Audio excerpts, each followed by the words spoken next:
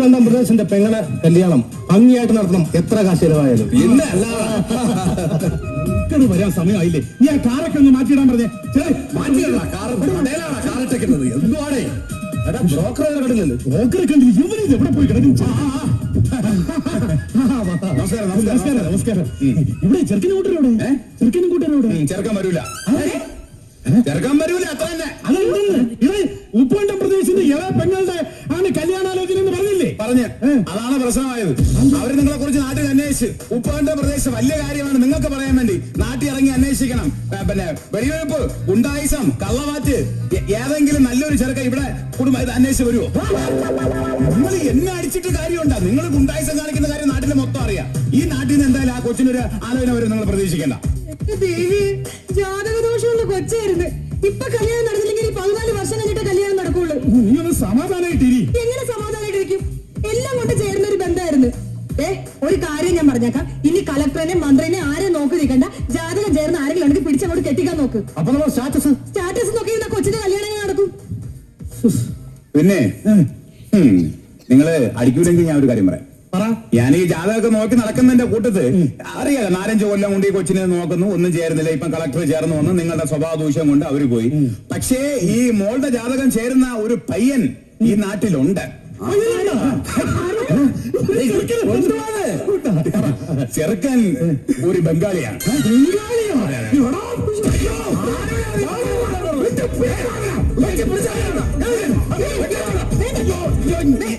എന്നെ കൊന്നിട്ട് കാര്യമില്ല. നിങ്ങൾ എന്താണ് പറഞ്ഞത്? നിങ്ങൾക്ക് കാശ് പ്രശ്നമില്ല എന്ന് പറഞ്ഞു, ആള് പ്രശ്നമില്ലെന്ന് പറഞ്ഞു, ജാതകം ചേരണമെന്ന് പറഞ്ഞു.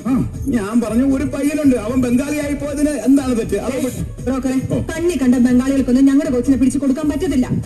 അതുമല്ല, ഈ ബംഗാളിക്ക് നമ്മുടെ മലയാളത്തിൽ പറഞ്ഞ വല്ല മനസ്സിലാവോ?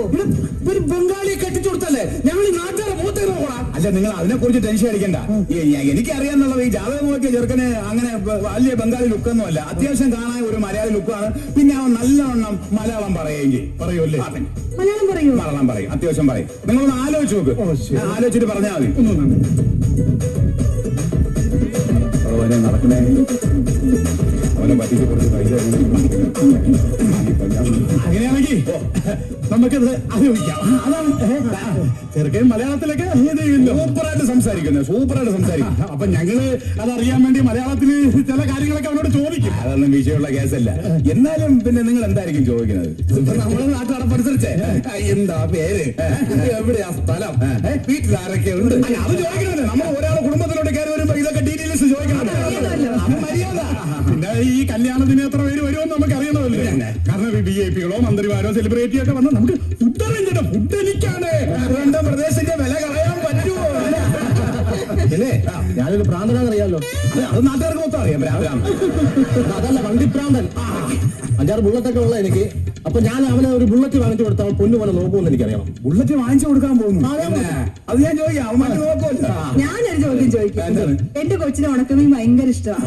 ഞാൻ കുറച്ച് ഉണക്കമീൻ കൊടുത്തു വിടും. അത് എന്ത് ചെയ്യുമെന്ന് എനിക്കൊന്നും അറിയാം.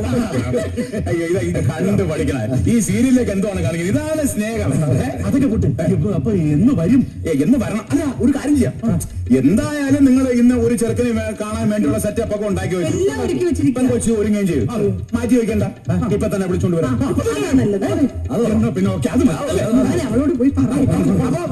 ഒരു 10 മിനിറ്റ് ഇങ്ങോട്ട് കയറി വേണം. ആവോടാ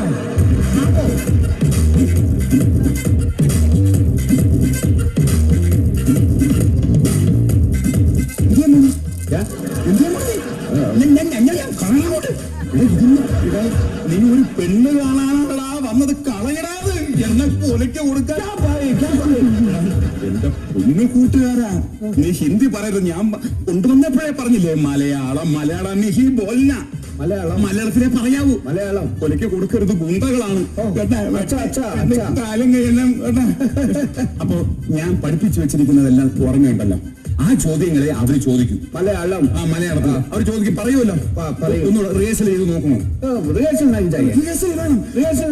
നിനക്ക് വേണ്ടെങ്കിലും എനിക്ക് വേണം. 2 പിള്ളേരെ വീട്ടിലുണ്ട്. ഞാൻ ചോദിക്കും, അവര് ചോദിക്കാൻ സാധ്യതയുള്ള ചോദ്യങ്ങൾ ഞാൻ എല്ലാം എഴുതി ഇടയ്ക്ക് വെച്ചിട്ടുണ്ട്. ഞാൻ മറന്ന് ചോദിക്കും. മറതി പറഞ്ഞു. എന്താണ് നിന്റെ പേര്? ബോലോറാം. നിന്റെ വീട് എവിടെയാണ്? വെസ്റ്റ് ബംഗാൾ. വീട്ടിൽ ആരൊക്കെ ഉണ്ട്? അച്ഛനുണ്ട്, അമ്മയുണ്ട്, പെങ്ങളുണ്ട്, അനിയനുണ്ട്. ആ പിന്നെ അടുത്തവൻ ചോദിക്കാൻ നിന്റെ വരുന്നെന്ന് പറഞ്ഞു കഴിഞ്ഞാൽ നിങ്ങളുടെ അവിടെ നിന്ന് കല്യാണത്തിന് എത്ര പേര് വരും? ഓ, കൃത്യമായിട്ട് പറയാൻ പറ്റില്ല. ഒരു 100-150 പേര് വരും.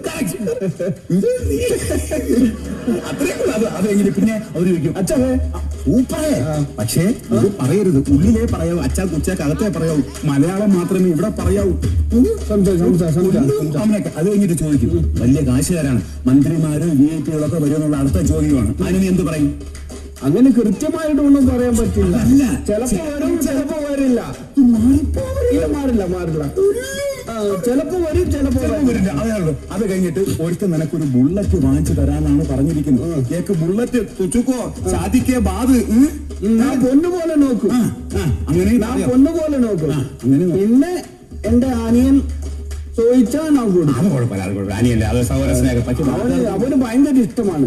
പിന്നെ അത് കഴിഞ്ഞിട്ട് ആ സ്ത്രീ പറയുന്നു പറഞ്ഞ ഈ മച്ചിലില്ലേ, മച്ചിലി ഉണക്ക മച്ചിലി, ഇവിടുത്തെ കൊച്ചിന് ഇഷ്ടമാണ്. അത് കുറെ തന്നു വിടാനാണ് പ്ലാനിങ്. അത് തന്നു വിട്ട് കഴിഞ്ഞാൽ കളയരുത്, അവർക്ക് ഇഷ്ടപ്പെടില്ല. അതുകൊണ്ട് നീ നല്ലതാണ് കൊള്ളാന്ന് പറയാം. അപ്പൊ നീ എന്താണ് മറുപടി പറയാൻ പോകുന്നത്? ലാസ്റ്റ് ചോദ്യത്തിന്റെ ഉത്തരം 4 വലിച്ചു ഒരു ഉപ്പും കുരുമുളകും തേച്ച് ഞാൻ ഉണക്കാൻ വെക്കും. മഴ പെയ്യുന്ന സമയത്ത് നമുക്ക് ഇത് വറുത്തിരിക്കാമല്ലോ. ഇത് നീ അതുപോലെ അങ്ങ് പറഞ്ഞു വരും. ഞാൻ പറയും ഈ കല്യാണം ഞാൻ നടത്തി തരും. പിന്നെ ഇവിടുത്തെ മുതലാളി നീയാണ്, നീ പിന്നെ ബംഗാളിയല്ല.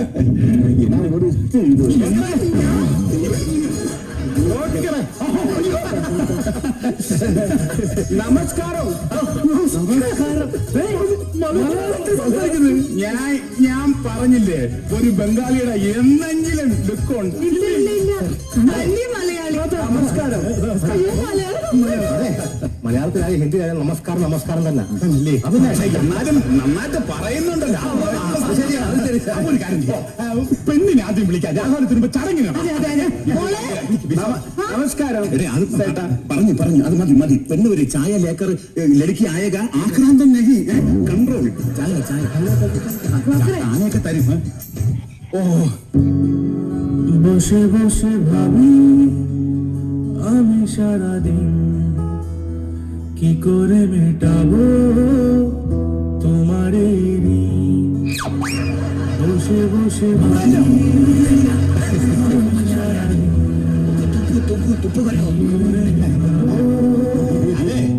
ഈ പെണ്ണിൻ ചെറുക്കനുമായിട്ട് സംസാരിക്കുന്നൊക്കെ അല്പം കഴിഞ്ഞ മതി. അതിനുമ്പ് നമുക്ക് എന്തെങ്കിലുമൊക്കെ സംസാരിക്കാം. ഓളകത്ത് നോക്കണ്ടല്ലേ?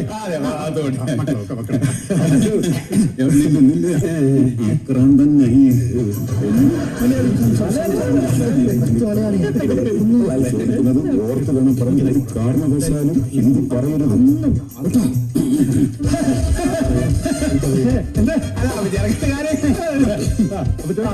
നാട്ടു നടപ്പനുസരിച്ച് എന്താ പേര്? ബോലോറാം. നമസ്കാരം. പിന്നെ എവിടെയാ സ്ഥലം? വെസ്റ്റ് ബംഗാൾ. വെസ്റ്റ് ബംഗാൾ. മലയാളം പറഞ്ഞ മനസ്സിലാവും കേട്ടാ. അതല്ലേ നമ്മുടെ വീട്ടിൽ ആരൊക്കെയാ ഉള്ളത്? വീട്ടില് അച്ഛനുണ്ട്, അമ്മയുണ്ട്, പെങ്ങളുണ്ട്, അനിയനുണ്ട്.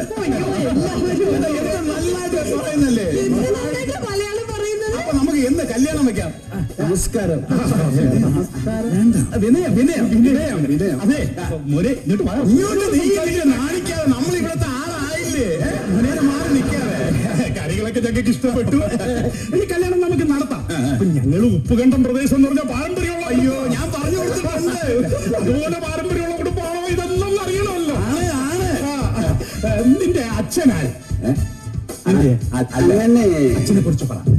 അല്ല അതല്ല, ഈ നമ്മൾ അതല്ലല്ല ചോദിക്കേണ്ടത്.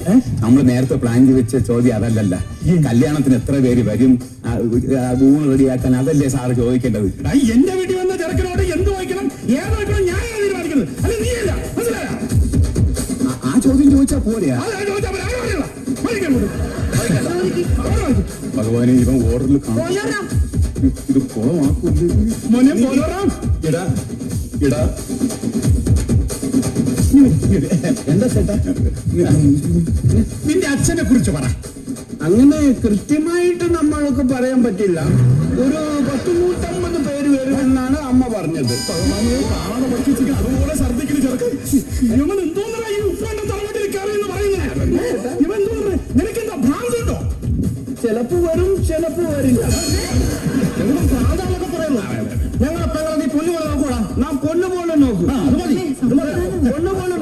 ചേട്ടാ പിന്നെ എന്റെ അണിയൻ ചോദിച്ചാ ഞാൻ കൊടുക്കും.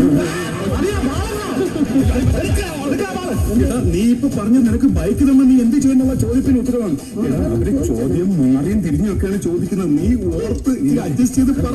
എന്താ മോളെ പ്രശ്നം? എന്താന്നൊന്നും അറിയത്തില്ല അമ്മ. അയാൾ എന്തോ പിച്ച് പേയൊക്കെ പറയുന്നുണ്ട്.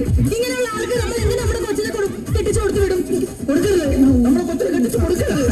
അമ്മ പറഞ്ഞില്ലേ കല്യാണം കഴിഞ്ഞാൽ കുറച്ച് നാൾ അവരുടെ കൂടെ പോയി നിൽക്കുമെന്ന്. കേട്ടോ, കല്യാണം കഴിഞ്ഞാൽ ഞങ്ങളുടെ അമ്മ കുറച്ച് നാൾ നിങ്ങളുടെ വീട്ടിൽ വന്ന് നിൽക്കും. അങ്ങനെ നിന്ന് കഴിഞ്ഞാൽ എന്റെ അമ്മയുടെ അവസ്ഥ എന്തായിരിക്കും? നാലായിട്ട് വലിച്ചു കയറും. നാലായിട്ട് വലിച്ചു കയറിയിട്ട് അവിടെ ഉപ്പും കുരുമുളകും തേച്ചു. എന്നിട്ട് മഴക്കാലത്ത് ഞാൻ പൊരിച്ചു തിന്നു. അയ്യോ, അതല്ല